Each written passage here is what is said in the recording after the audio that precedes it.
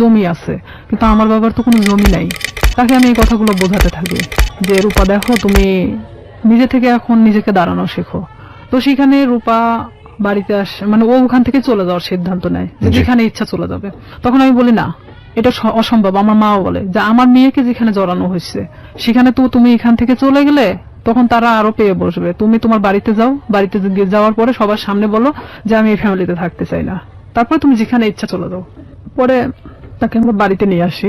নিয়ে আসার পরে আমার বড় চাচা, তারপরে এলাকার কিছু লোকজন, চেয়ারম্যান নিয়ে তার বাড়িতে যাওয়া হয়। যাওয়ার পরে মানে রূপা এক কথায় বলে যে আমি এগুলো করতে পারবো না, যার কারণে আমি সুসাইড করতে চাইছি। তো এখানে তো আসলে রিয়ার সাথে কোনো ইয়ে ছিল না, ও আমার সম্পর্কে জানতো এটাই।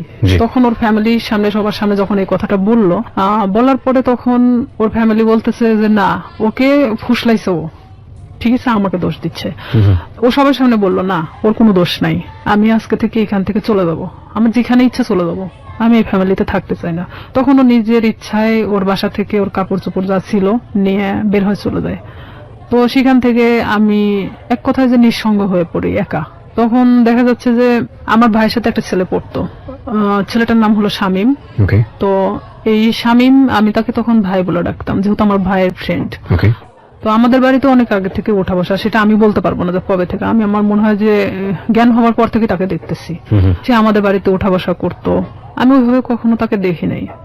আমি আবার কিছু জিনিস নিয়ে ভাবতাম যে আসলে আমার কিছু করা দরকার, পড়াশোনার খরচটাও বেড়ে যাচ্ছে, আর এখানে দেখা যাচ্ছে যে আমি নিজের পায়ে এখন থেকেই দাঁড়াতে চাই।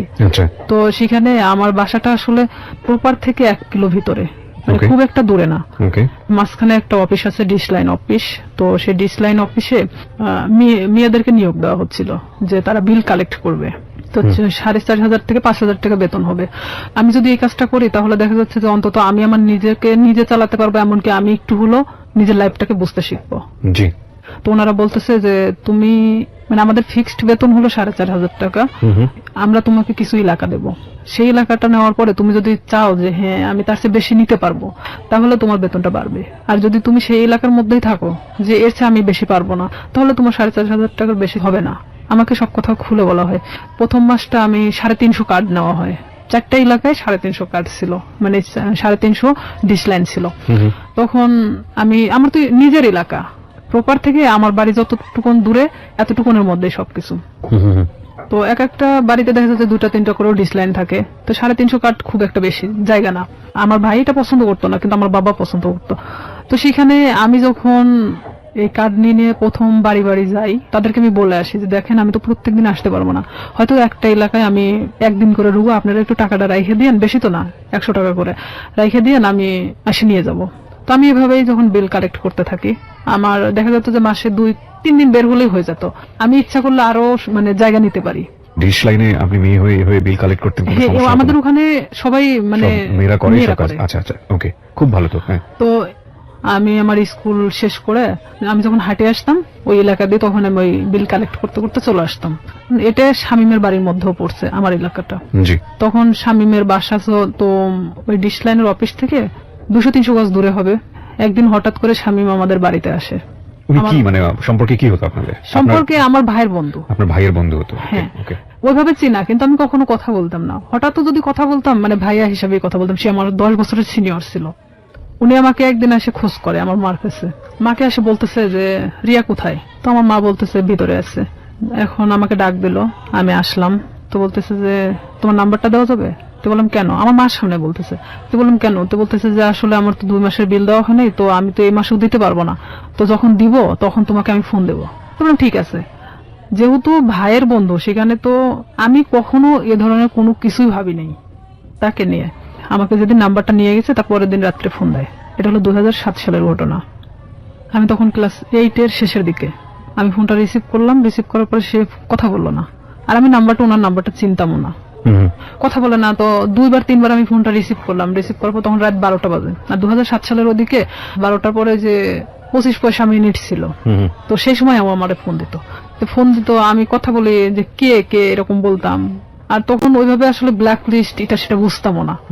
তো ওইভাবে তো ফোনটা ব্ল্যাক লিস্টও করতে পারতেছি না। এখন আমি তো বারবার বলতেছি কি আপনি কথা বলেন না কেন? তো হঠাৎ করে অন্য একটা নাম্বার থেকে ফোন দিছে। তো এখন বলতেছে রিয়া আমি শামীম। আমি বলতেছি কোন শামীম? তো বলতেছে যে তুমি আমাকে চেনো না? আমি বললাম না। তো আমি তখন বুঝতে পারছি যে শামীম বলতে তো উনি হবে। তো আমি বলতেছি না, আমি তো ঠিক চিনলাম না, আপনি কে? তো বলতেছে যে আমি তোমার ভাইয়ের বন্ধু। তো আমি হ্যাঁ বলেন, তো এত রাত্রে ফোন দিচ্ছেন কেন? তো বলতেছে যে তোমার সাথে আমার কিছু কথা ছিল। তা আমি বললাম ঠিক আছে বলেন, সমস্যা নেই। তো বলতেছে যে তোমারে কেউ একজন পছন্দ করে। তো আমি জানতাম, আমার এক ক্লাসমেট ছিল, ওর নাম ছিল হামিদুল।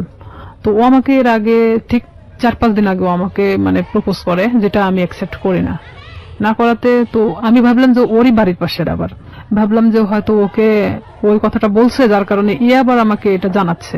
তো আমি বলতেছি আমি জানি যে কে। তো বলতেছে কে? তো বললাম হামিদুল। আমি ওকে পছন্দ করি না, ওকে নিষেধ করে দিন, ও যেন আমাকে এই ধরনের মানে প্রস্তাব আর না দেয়। তখন বলতেছে আমি তো এটা জানতাম না যে হামিদুল তোমাকে পছন্দ করে। তা আমি বলতেছি তাহলে আপনি কার কথা বলতেছেন? তো বলতেছে যে আমি আমার নিজের কথাই বলছি। সে ডিরেক্টলি এভাবে বলতেছে যে আমি আমার নিজের কথাই বলতেছি। সে যখন এভাবে বলতেছে যে আমি আমার নিজের কথা বললাম, তখন আমি এক মুহূর্তের জন্য চুপ হয়ে গেছি যে সে কি বলে, এটা কি আদৌ সম্ভব যে আমার ভাইয়ের বন্ধু, তারপরে আমার চেয়ে 10 বছরের সিনিয়র। তো আমি সেখানে না বলে দিই যে এটা ভাই কখনোই সম্ভব না, কারণ আপনি বলা চলে যে এটা বড় ফ্যামিলির ছেলে, সেখানে আমি কিন্তু এটাতে রাজি না, আপনি অন্য কোথাও দেখতে পারেন। আমি ডিরেক্টলি ভাবে বলে দিলাম, কারণ তখন পর্যন্ত আমার মধ্যে ইচ্ছা ছিল যে আমি শুধুমাত্র বড়ই হব, নিজের লাইফে এমন কিছু করব যেটা হয়তো সবার কাছে আমি উঁচু গলায় বলতে পারবো যে আমি লাইফে এত কষ্টের পরেও এখানে এসে দাঁড়াইছি। তো সেখানে ওর সাথে আমি ওখানেই শেষ করে দেই কথা। শেষ করে দেওয়ার পর আমি ওকে বলি যে আপনি আমাকে কখনো ফোন দিবেন না, আর যদি ফোন দেন তাহলে কিন্তু আমার ভাইকে বলে দেব। তখনও বলে যে না, বলার দরকার নেই, আমি কখনো ফোন দিব না। পরে আমি চুপচাপ থেকে যাই, যেহেতু এটা তার আর আমার মধ্যে কথা হয়ে গেছে, আর সে তো আমাকে ফোন দিবে না বলছে। তো পরে যখন ও তার 5 দিন পরে আমারে ফোন দেয়, আমি তখন একটা এলাকাতে ছিলাম, মানে বিলটা ওঠাচ্ছিলাম, সেই সময় আমারে ফোন দিছে অন্য একটা নাম্বার থেকে। তার যে কতগুলো নাম্বার ছিল আমি নিজেও বলতে পারি না, তার অনেক নাম্বার ছিল। সে বিভিন্ন সময় বিভিন্ন নাম্বার থেকে আমাকে ফোন দিত। আর বিভিন্ন ছেলেদের সাথেও কথা বলাতো, মানে হঠাৎ করে একটা অন্য কণ্ঠ। আমি যখন মানে বলতেছি কি আপনি, এটা সেটা জিজ্ঞেস করতেছি, তখন দেখা যাচ্ছে যে আবার ফোনটা মানে নিচে নেওয়ার পরে বলতেছে আমি অমুক। তা আমি যখন বললাম যে আচ্ছা আপনি এরকম কেন করতেছেন আমার সাথে, পরে ও এটা নিয়ে বলতেছে যে আমি সিরিয়াস, তোমাকে পছন্দ করি। তো আমি বললাম ঠিক আছে, পছন্দ যখন করেন, এটা তো আসলে পছন্দের বিষয় হলো এমন একটা জিনিস থাকে, সেটা হলো যে কিছু জিনিস আছে যে সুন্দর, কিন্তু সেটা আমার জন্য না। ওকে, তো সেখানে আপনি একটা বড় লোক ফ্যামিলির ছেলে, আপনার সাথে সম্পর্ক হওয়াটা আমার জন্য অনেক ওই ছিঁড়া কাঁথায় শুয়ে লাখ টাকার স্বপ্ন দেখার মতো, এটা কখনোই সম্ভব না। পরেও আমাকে বলে যে না, আমি সত্যি সিরিয়াস বলতেছি, আমি তোমাকে খুব পছন্দ করি। পরে আমি পুরোপুরি সিম কার্ডটাই চেঞ্জ করে দিই, যে তার সাথে সম্পর্ক করা আমার মোটেও পসিবল ছিল না, এটা তো অসম্ভব একটা জিনিস। তখন আমাকে নেক্সট বার সে আমার সাথে মানে বাজারে দেখা হয় যখন, তখন আমারে বলতেছে রিয়া বিলটা নিয়ে আসিও। তো তখন আমি বলি যে এখানেই দিয়ে দেন, আমি তো এখানেই আছি, কার্ডটা আমার সঙ্গেই আছে, আপনি এখানেই দিয়ে দেন। তো বলতেছে না আমার কাছে তো এখন টাকা নেই, বাসায় যেয়ে নিয়ে আসো। তো আমি তো জানি বাসা তো এমন একটা জিনিস যেখানে সবাই থাকে, বাবা মা ভাই বোন সবাই তো আছে। ওকে। তখন ওনার 3 মাস পেন্ডিং ছিল, যে বিলটা উনি দিচ্ছিল না, ইচ্ছাকৃত ভাবেই সে দিচ্ছিল না। পরে আমি যখন ওর বিলটা আনতে যাই, তো আমি এরকম দরজার সামনে, ওদের রুমটা হলো বেলকুনির সাথে যে দরজাটা আছে, এটা হলো ওর ঘরের রুম, মানে ওই ঘরের যে দরজাটা এটা, আর ভিতর দিয়ে একটা দরজা আছে যেটাতে ওর মা বাবারা ওই পাশ দিয়ে বের হয় সবসময়, আর ও এই পাশ দিয়ে বের হয়। তো আমি তো এখানে গিয়ে দাঁড়াইছি, দাঁড়ানোর পরে আমি যখন নক করি ও বের হয়ে আসে। বের আসার পরে তখন আমি কার্ডটা বের করে বললাম যে ভাই বিলটা দেন। তখন আমি জানতাম না ওর বাসায় লোক ছিল না। বিরতি নেব প্রিয় শ্রোতা, এই পর্যায়ে আমরা ছোট্ট একটা বিরতি নিচ্ছি, মাত্র 4 মিনিটের বিরতি। আপনারা শুনছেন close up presence hello 8920 ABC radio FM 89.2 তে। আমি আরজি কিবরিয়া রয়েছে আপনার সঙ্গে, এবং রিয়া আজকে তার জীবনের গল্প এখানে বলছে। রিয়াকে দেখার জন্য বা কোনো কমিউনিকেট করার জন্য, কিছু বলার জন্য আপনারা আসতে পারেন আমার ফেসবুক পেজে। ফেসবুকের ঠিকানা www.facebook.com/kibria.rj। আমি আবারও বলছি www.facebook.com/KEBRIA.RJ। পেজটি আছে আরজি কিবরিয়া নামে। Please like this page. ফিরে আসছি ঠিক 4 মিনিট পর। আসলে এখানে আরেকটা বিষয় যে ওর 6 বোন, 6 বোনই প্রাইমারি স্কুলের টিচার। তো দেখা যায় যে 9টার পরে ওদের বাসা থেকে ওর মা ওর বাবা ছাড়া কেউ থাকে না, এটা আমি জানতাম আগে থেকে। তো ওর এক ভাই, মানে ওকে দিয়ে 2 ভাই, ওর ছোট যে সে হলো ঢাকাতে কোনো একটা এই কম্পিউটার সফটওয়্যার ইঞ্জিনিয়ার। তো ও ওখানে বাড়িতে তো থাকে না, এখন স্বামী শুধুমাত্র একমাত্র বাড়িতে থাকে। তো আমি তো জানি অবশ্যই ওর বাবা ওর মা তো বাড়িতে আছে, জি কারণ ওর বোনরা তো সবাই টিচার, সবাই যে যার মতো 9টার পরে বের হয়ে চলে যায়। তো এখানে আমি তো গেছি তখন 11:30 বাজে, সেদিন আমি স্কুলে যাইনি, না যাওয়া তো ওখানে গেছি। ওকে যাওয়ার পরে এখন আমি ওর যখন ঘরে নক করি, দরজায় নক করার পর ও বের হয়ে আসে, মানে দরজার ওই ভেতর পারে আর আমি বাহির পারে আচ্ছা। দাঁড়িয়ে। তো আমি কার্ডটা তো হাতে আমার আছেই বের করানো, আমি তখন কার্ডটা ওনাকে দেখে বলি যে আপনি তো 3 মাস পেন্ডিং আছে, তো আপনি বিলটা যদি দিতেন ভালো হতো, আর না হলে ডিসলাইন মানে ডিসকানেক্ট করা হবে। ওকে তো এখন ও বলতেছে ঠিক আছে আমি টাকাটা নিয়ে আসতেছি। ভিতরে গেল, ভিতরে যাওয়ার পরে বের হয়ে আসলো, বের হয়ে আসার পরে আমাকে বলতেছে দাও কার্ডটা দাও, মানে ওখানে সিগনেচার করা হয়। তো কার্ডটা নিয়ে ও ভিতরে চলে গেল, তো সিগনেচার তো ওখানে দাঁড়াই করতে পারতো। জি তারপর ও ভিতরে চলে গেল, আমি কিছু বললাম না, আমি চুপচাপ ওখানে দাঁড়াইছি, যেহেতু ও আমাকে এর আগে প্রপোজ করছে, সেখানে ওর সাথে আমার ওইভাবে কথা বলার কোনো রুচিও জাগতেছে না, কিন্তু আমি একটা কাজের ক্ষেত্রে দেখা যাচ্ছে এটা আমি বাধ্য। তো সেখানে আমিও চুপচাপ দাঁড়াই আছি, ও ভিতর থেকে আসলো, ভিতর থেকে কার্ডটা রেখে আসছে। তাই আমি বলতেছি ভাইয়া কার্ডটা তো রেখে আসলেন, কার্ডটা নিয়ে আসেন। তো বলতেছে যে আসে নিয়ে যাও, এভাবে ভিতরে এসে বলতেছে, বলতেছে এসে নিয়ে যাও। এসে নিয়ে যাও। ওকে তাই বললাম এটা কি ধরনের কথা, আমার কার্ডটার প্রয়োজন নেই, আমি চলে গেলাম। তো এই বলার পরে ওই আমার থাপ্পা দিয়ে মানে হাতটা চেপে ধরে। তো ওর বাসাটা এমন কোয়ালিটির একটা জায়গায়, যদিও প্রপারের মধ্যে, জি মানে পাশে একটু ফাঁকা জায়গা আছে, ওর আশেপাশে মানে কোনো বাড়ি নেই। তো এখানে ওদের বিল্ডিং করা বাড়ি, ছাদ ঢালাই, আর ঠিক এরকম একটা কোয়ালিটির যে রুমটা খুব একটা বড় না খুব ছোট না, আচ্ছা। সেখানে দেখা যাচ্ছে যে থাইটে লাগানো। তো সেখানে যদি ভিতরে মানে? থাই গ্লাস গুলো, থাই গ্লাস লাগানো আছে। তো এখানে যদি ভিতরে একজনকে নিয়ে যাওয়া হয়, বাহিরে বাইরে কেউ থেকে কিছু কিন্তু বোঝা মানে যাবে না। কিছু কেউ শুনতে পাবে না। ওকে ও আমাকে যখন হাতটা মানে থাপ্পা দিয়ে মানে এভাবে ধরে ফেলে, তখন আমি মানে ওর দিকে একবার তাকাই। ও কি করলো, আমার বাম হাত দিয়ে মানে আমার মুখটা চাপ দিয়ে ধরে, ধরার পরে এক ধাক্কা দিয়ে মানে ওর ভিতরে দরজার ভিতরে ঢুকাই দেয়। যেহেতু আমি দরজার সামনে দাঁড়াইছিলাম, তখন আমি ভিতরে যাওয়ার পর আমি বলতেছি যে আপনি কেন এগুলো করতেছেন, এটা কেন করতেছেন? আমি তো আপনাকে পছন্দ করি না, আর আপনি আমাকে মানে প্রপোজ করছেন, প্রপোজ করার মানে কি এটা যে আপনাকে সে বাধ্য মানে আপনার সাথে সম্পর্ক করতে? তো ও বলতেছে যে কিভাবে মানে ভালো লাগাতে হয় সেটা আমার খুব ভালো জানা আছে, আমি জীবনে যা চাইছি তাই পাইছি। তাই বললাম দেখেন আপনি অনেক ধনী একটা ফ্যামিলির মানুষ, আপনি জীবনে যা চাইছেন না কেন সেটাই পাইছেন, আমি মানি সেটা। তো এইভাবে মানে আমি যখন ওর সাথে মানে বলতে থাকি কথাগুলো, কারণ আমি জানি যে বাহির থেকে কিছু শোনা যাবে না, এটা আমিও নিশ্চিন্ত ছিলাম। এক পর্যায়ে সে আমার সাথে অনেক মানে ধস্তাধস্তি করতে থাকে, করতে থাকার পরে এক পর্যায়ে সে আমার সাথে মানে খারাপ কিছু করেও ফেলে। তখন আমি একদম দিশেহারার মতো হয়ে যাই যে আসলে এটা কি হয়ে যাচ্ছে আমার সাথে, এটা কি আমার সাথে আসলে হওয়াটা উচিত ছিল? আমি তাকে তো বারবার মানে বোঝানোর চেষ্টা করতেছি, ওকে তারপরেও তার একটাই কথা যে আমি তোকে যেভাবে হোক আমি চাই, এটাই তার সাথে বয়সে 10 বছর বড় ছিল। হ্যাঁ আমার চেয়ে 10 বছরের বড় ছিল।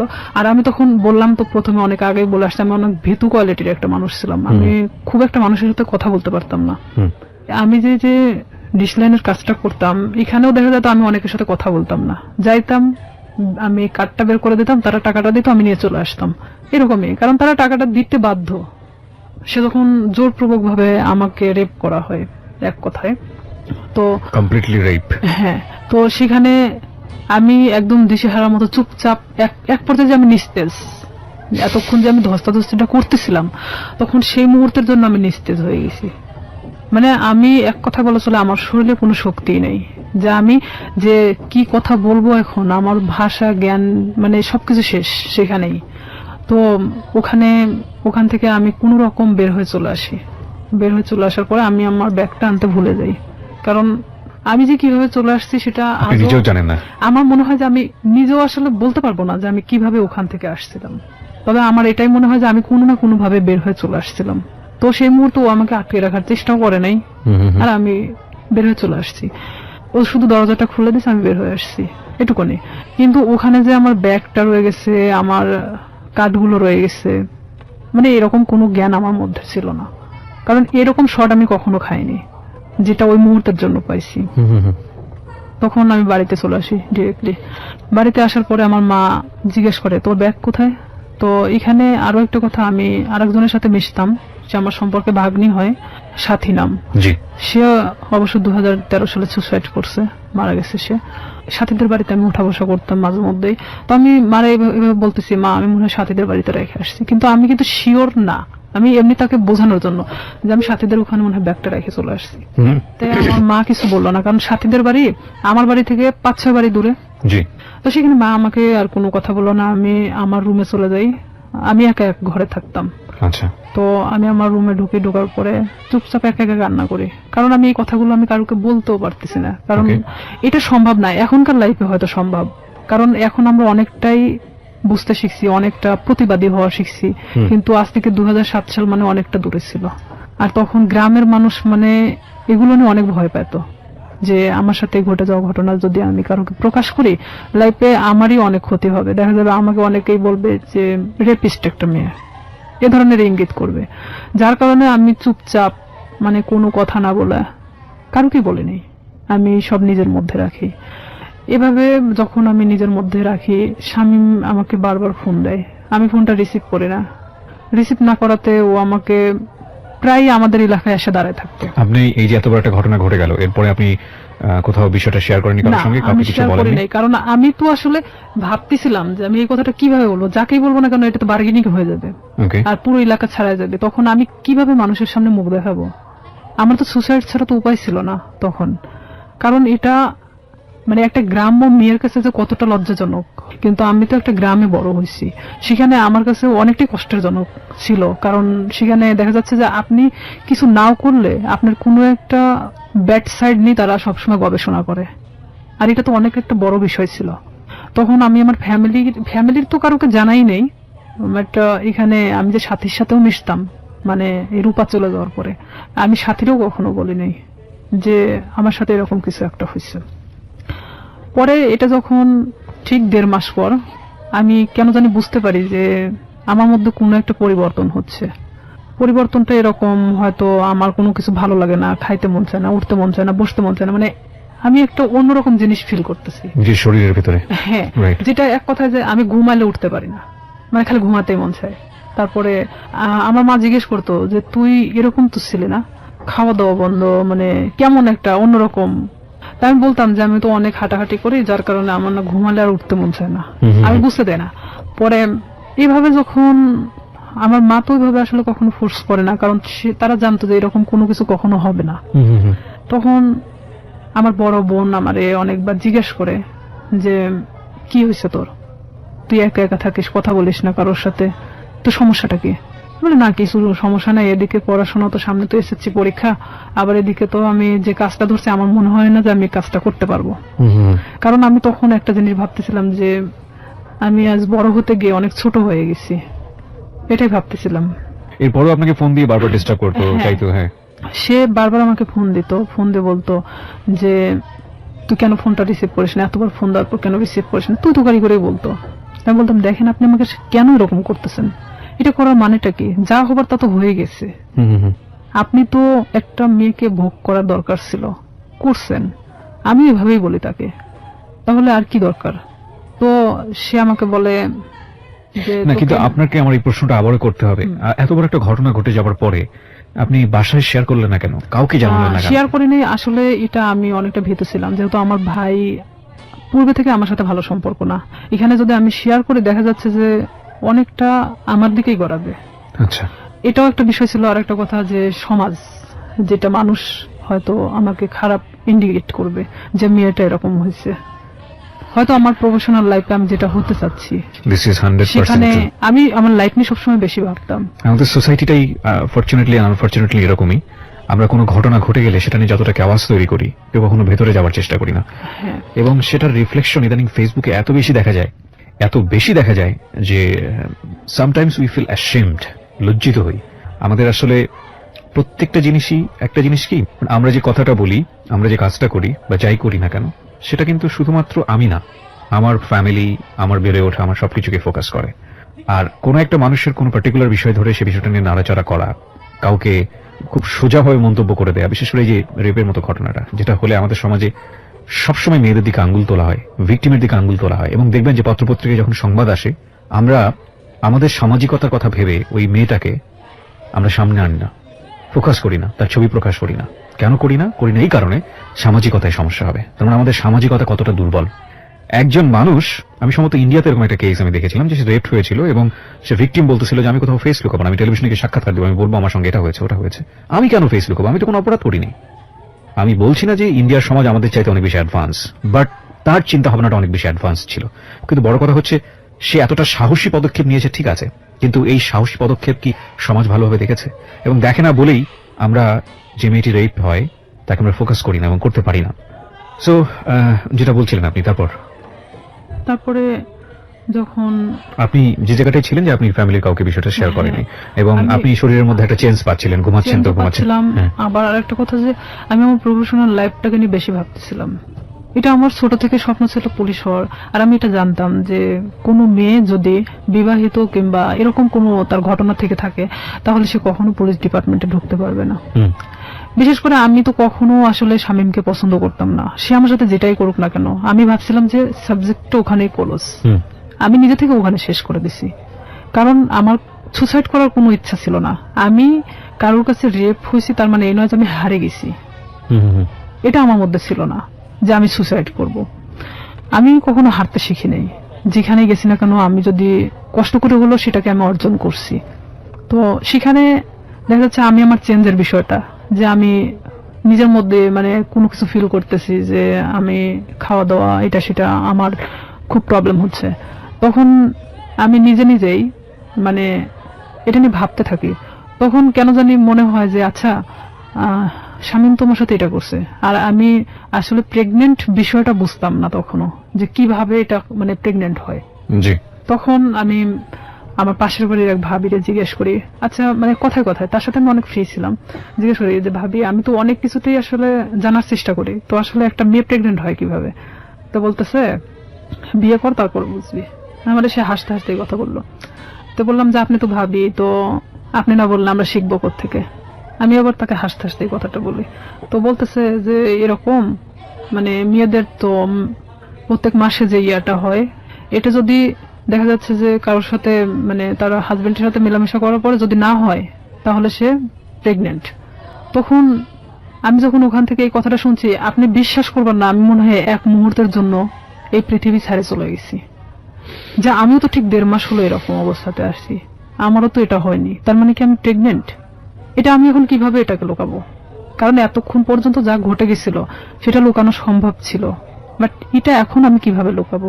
এটা কি আদৌ সম্ভব? আর তখন এক মুহূর্তের জন্য মনে হচ্ছিল যে আমার চেহারার মধ্যে একটা অন্যরকম ছাপ নামে আসে। তখন আমার ওই ভাবি বলতেছে তোর কি হয়েছে? আমি বললাম না আসলে শরীরটা কয়েকদিন ধরে ভালো লাগতেছে না, অটোমেটিক কেন জানি মনে হচ্ছে প্রেশারটা নামে গেছে। তো আমি তো ওখানে বসে পড়ি, প্রায় আমি আধা ঘন্টার মতো বসে মানে নিজে নিজে ভাবতে থাকি। আর আমার শরীরটা এত ঘামতেছিল, মানে এক কথায় যে আমি মৃত মানুষের মতো বসে আছি। তো তখন ভাবি যে এটাকে আমি কিভাবে সমাধান করব, আমি কিভাবে আমার ফ্যামিলিকে বলবো এখন, যেটা 1.5 মাস আগে ঘটে যাওয়া ঘটনা। আর এর মধ্যে কন্টিনিউ ও আমার সাথে এরকম যোগাযোগ রাখার চেষ্টা করে, কিন্তু আমি রাখি না। তখন ইচ্ছাকৃতভাবে আমি ওকে ফোন দেই ব্যাপারটা আসলে জানানোর জন্য যে এটার কি কোনো সমাধান আছে কিনা, যদি হয় নিজে থেকে সমাধান করার মতো। কারণ আমি চাই না যে আমি আমার লাইফে কখনো থেমে থাকি কারোর জন্য। তখন ওকে আমি যখন ফোন দিয়ে বলি যে শামীম আমি তো এরকম, আর এটা বিষয় তো আমি জানতামও না, তুমি তো আমার সাথে 10 বছরের সিনিয়র, তুমি যে আমার সাথে এটা করছো, যেটাই করো না কেন তুমি আমাকে বলতে পারতা যে এরকম হওয়ার সম্ভাবনা আছে, তুমি সেটাও আমাকে বলো নাই। তো এখন বলতেছে যে এখন তুই কি করবি সেটা তুই জানিস, সেটা আমি জানি না। তখন থেকে totally or SIM card of, মানে যখন আমি ব্যাপারটা ওকে জানাই তখন থেকে ওর সিম কার্ডটা টোটালি অফ করে দেয়। আমরা মানে- আরেকটা বিরতি নিচ্ছি রিয়া, তারপর সিমটা বন্ধ। হ্যাঁ, সিমটা তখন বন্ধ ছিল। আমি অনেক চেষ্টা করি, আমি সারা রাত চেষ্টা করি, কারণ সেই ছিল একমাত্র আমার লাইফের ঘটনা জানে, যেটা তার সাথে ঘটে যাওয়া। কোনো ক্রমে যদি আমাকে এটা থেকে মানে রেহাই দিত তাহলে হয়তো আমি আমার সামনের লাইফটা হয়তো ভালোভাবে কাটাতে পারতাম। কারণ আমি গ্রাম্য মেয়ে হিসেবে আমি এটা কখনোই মানে ফ্ল্যাশ করতে পারতেছিলাম না, এটা আমার কখনো সাহসে কোলায় উঠতেছিল না। ওকে। যখন ওকে আমি বারবার ফোন দিতে থাকি, ওর ফোনটা সুইচ অফ তো সুইচ অফে, কোনো প্রকার ওকে আমি যোগাযোগ করতে পারতেছি না। তখন আমি ভাবলাম যে যে কোনো ভাবে এটা আমাকে পদক্ষেপ নিতে হবে। তখন পরের দিন সকালবেলা মানে আমি পুরোটাই আনবো না, এক কথায় যে মানে পাগল বলা চলে, আমার মা খাইতে বললো আমাকে, আমি না খেয়ে বের হয়ে গেলাম বাড়ি থেকে। হসপিটালের সামনে বসে আছি, কিছু ডিসপেন্সারি আছে সামনে বসে আছি, ওখানে বসে বসে ভাবতেছি যে আসলে কি করা যায়। ভাবলাম যে আচ্ছা এটা আমি টেস্ট করাইনি আগে, যে আসলে কি আমি প্রেগনেন্ট কিনা, অযথা এটা নিয়ে আমি কেন ভাবতেছি, নিজে পরীক্ষা করে দেখি। জি। তো এখানে যে প্রেগন্যান্সি টেস্ট করানোর জন্য আপনার যে টেস্ট টিউব যে কাঠিগুলো পাওয়া যায়, ভাবতেছি যে আমি দোকানে কিনতে গেলে তারা ইভেন কি ভাববে, আমি একটা অবিবাহিত মেয়ে, তো সেখানে আমি কেনই বা ওটা চাইতে যাবো। আর যেহেতু আমার এলাকার লোক সবাই, তো সেখানে আমি গিয়ে বলতেছি দোকানদারকে, এমন ভাবে বলতেছি যে ওটা আসলে আমার না। তখন আমি বলতেছি আঙ্কেল একটা ওই টেস্ট টিউব ওই কাঠিগুলো দেন তো। তো বলতেছে কার জন্য? তো বললাম আমার এক চাষির জন্য। বলতে একটু তাড়াতাড়ি দেন। মানে এমন আমি উৎসাহী দেখাচ্ছিলাম যে আমি আসলে এটার প্রতি কোনো চিন্তা করতেছি না, জাস্ট আমাকে কেউ কিনতে দিচ্ছে এরকম ভাব। তো আমি ওটা নিয়ে বাড়ি চলে আসি। বাড়িতে আসার পরে আমি বাথরুমে গিয়ে আমি টেস্ট করাই, টেস্ট করানোর পরে দেখি যে হ্যাঁ আমি প্রেগনেন্ট। আমি মানে নিশ্চিন্ত সেখানে, পরে মানে আমি আর উঠে দাঁড়াতে পারতেছি না। যতটা মানে এটা নিয়ে নিশ্চিন্ত হচ্ছি, এতটা মানে আমি নিজে থেকে মানে নর্মাল হয়ে পড়তেছি। যেহেতু আমি এটা নিশ্চিত হতে পারছি, এখন এটাকে কিভাবে সমাধান করতে হবে সেটা ঠিক আমাকেই করতে হবে। আমি যে দোকান থেকে ওটা নিছি, তো ওই দোকানে গিয়ে আমি বললাম যে আঙ্কেল, মানে যার জন্য ওইটার কাঠিটা নেওয়া হয়েছিল আমার সে চাচি হয়, তো ওনার তো 1 বছরের একটা বাচ্চা আছে। তো আসলে এটা সত্যি যে আমাদের চাচিমার 1 বছরের একটা বাচ্চা ছিল। আমি বলতেছি ওনার তো 1 বছরের একটা বাচ্চা আছে, তো উনি আবার তো প্রেগনেন্ট, তো উনি এটাকে অ্যাবর্শন করাতে চাচ্ছে। তো বলতেছে কয় মাস? তো বললাম যে সঠিক তো আমি জানি না। তো বলতেছে যে তুমি শুনে আসিও, তাহলে সে অনুযায়ী মানে বলা যাবে। তো আমি সেই মুহূর্তের জন্য ভাবলাম যে আসলে এটা আমার একদিন ওয়েট করাটা উচিত, যেহেতু এখানে পুরোটা আমি নিজেকে এড়ানোর চেষ্টা করতেছি। জি। পরের দিন সকালে আবার যাই, যাওয়ার পরে বলতেছি যে আমার কাছে বলা হয়েছে 1.5 মাস। তো বলতেছে যে 1.5 মাস হলে আসলে তো আসলে এইভাবে তো এগুলো খুব সেন্সিটিভ একটা জিনিস, অনেক রিস্কি হয়ে যায়। তো থাক না, 1 বছরে যেহেতু বাচ্চা আছে এটা থেকে যাক, সমস্যা কি। তা আমি বলতেছি আসলে আমার চাচাও তো খুব একটা ভালো দেখে না, তো ওই ক্ষেত্রে আসলে চাচি চাচ্ছে না যে বাচ্চাটা রাখুক। তো এইখানে আমি বলতেছি না, আসলে আমাকে তো খুব জোর করে বলছে যে বাচ্চাটা সে রাখবেই না। তো সেখানে যদি আপনি পারতেন ওষুধটা দিলে উপকার হতো। তো আমি আসলে সেভাবে উৎসাহ দেখাচ্ছি না, কারণ এখানে দেখাতে গেলে দেখা যায় যে নিজেরটা একটু মানে বেশিটা বাড়ায় আসে। তখন আমি 2-3 বার রিকোয়েস্ট করার পরে তো বলতেছে যে আসলে এটা তো কোনো খুব হাই রিস্ক, তো প্রেগন্যান্সি থেকে থাকে তাহলে কি উনি নিশ্চিন্ত? তো বললাম হ্যাঁ নিশ্চিত যে প্রেগন্যান্ট উনি। ওষুধ আমাকে দিল, দেওয়ার পর বলতেছে এই ওষুধগুলো ওনাকে 4টা ওষুধই একসাথে খেতে বলবেন, 12 ঘন্টার মধ্যে এটা অ্যাবর্শন হয়ে যাবে, কিন্তু ব্লিডিং হতে থাকবে। এটা কিন্তু ওনাকে এই ব্লিডিংটা নিয়ন্ত্রণ করার জন্য তাকে কিন্তু ট্রিটমেন্ট নিতে হবে, আমাকে এই কথা বললো। ওকে। আমার চিন্তা যে আমি খাওয়ার পরে যদি অ্যাবর্শন হয়ে যায় তারপর আমি মারা গেলে যাক, বাঁচি মরি ওটার কোনো সমস্যা হ্যাঁ নেই। আমি তখন চিন্তা করতেছি যে যেটাই হোক না কেন আমি যে কোনো ভাবে বোঝাতে পারবো তাদেরকে যেটা আমার নর্মালি এটা আমার হয়ে গেছে। তখন আমি বাড়িতে চলে আসি। বাড়িতে আসার পরে আমি এই জিনিসটা রাত্রেবেলা খাই। খাওয়ার পরে আমার ঠিক রাত 12টা 12:30টার দিকে আমার পেটে অনেক পেন করে, অনেক ব্যথা করতেছিল। আমি কিছুতেই মানে ঠিক থাকতে পারতেছিলাম না। এদিকে আমি তো আমার একা এক রুমে থাকি, আমি অনেক কান্নাও করতেছিলাম, কিন্তু কারোকে আমি বুঝতে দিচ্ছিলাম না তাহলে কতটা কষ্ট পাচ্ছিলাম ওই মুহূর্তের জন্য। তারপরেও আমি বারবার স্বামীর ফোন লাগাচ্ছিলাম যে এখনো যদি ওকে আমি ফোনে পাই। ওকে আমি কোনো মতে ফোনে পাচ্ছিলাম না। ওকে মানে ফোনে দিয়ে আপনি কি করবেন? ওকে তো আপনি লাভও মানে করতেন আমার না। রাগ হচ্ছিল প্রচন্ড, যার কারণে আমি ওরা ফোন দিচ্ছিলাম। পরে এভাবে যখন রাত 12টা 12:30টার দিকে আমি বুঝতে পারি যে হয়তো আমার ইয়াটা হয়ে গেছে, তখন আস্তে আস্তে আমার ব্যথাটা কমে আসছিল। আমি যখন বিছানা থেকে উঠে দাঁড়াইছি আমার পুরো এতটাই ব্লিডিং হয়েছে যে বলা চলে যে অনেকটা কথা বলতে পারতেছি না। পাশের রুমে আমার বড় বোন থাকতো, তো আমার বড় বোনকে একবার ডাক দিলাম, তারা তো গভীর ঘুমে আছে। 2-3 বার ডাক দেওয়ার পরে শুনলো, শোনার পর বলতেছি কি হয়েছে? তো বললাম আমি না খুব অসুস্থ। তা আমি শুধু দরজাটা খুলে দিয়ে চলে আসলাম। আচ্ছা আমি মানে কোনো মতে ঠিক থাকতে পারতেছি না, মানে আমার পেটের ব্যথাটা নাই, বাট এত পরিমাণ ব্লিডিং হচ্ছে যে আমার শরীর থেকে বলা চলে যে সব রক্ত বের হয়ে গেছে। পরে আমার বড় বোন, ও তো তখন প্রেগনেন্ট ছিল, পুরো প্রেগনেন্ট, তখন বাচ্চা হওয়ার জন্য আমাদের বাড়িতে আসছিল। আমার যে ব্লিডিং হচ্ছে মানে এটা তো অনেক নার্ভাস ছিল যে কেন এটা হলো। আচ্ছা আচ্ছা। তখন ও দৌড়ে গিয়ে মাকে ডাকে, মায়ের রুম থেকে মা উঠে আসে, আমার বাবা উঠে আসে, আমার ভাইও আসে। তখন আসে বলতেছে হঠাৎ এরকম কেন হলো। তো এখানে আমি বললাম আমি জানি না, আমি তো ঘুমাচ্ছিলাম, হঠাৎ আমি এটা মনে হলো যে আমি বাথরুমে যাব, তো ওঠার পরে দেখি যে এই অবস্থা, কিন্তু কেন হয়েছে আমি বলতে পারি না। এই বলার পরে মানে আমি অনেক মানে থরথরে কাঁপতেছিলাম, কারণ আমার শরীরে কোনো রক্ত নাই। তখন আমি মানে আমার মৃত্যুর 1 সেকেন্ড আগে আমি কারোর কাছে ছোট হতে চাচ্ছি না, আচ্ছা আচ্ছা। যে আমি কখনোই যে আমি যে রেপ হয়েছি এই কথাটা আমি কাউকে বলতে চাচ্ছি না, কোনো মতেই না। তখন Please subscribe this channel.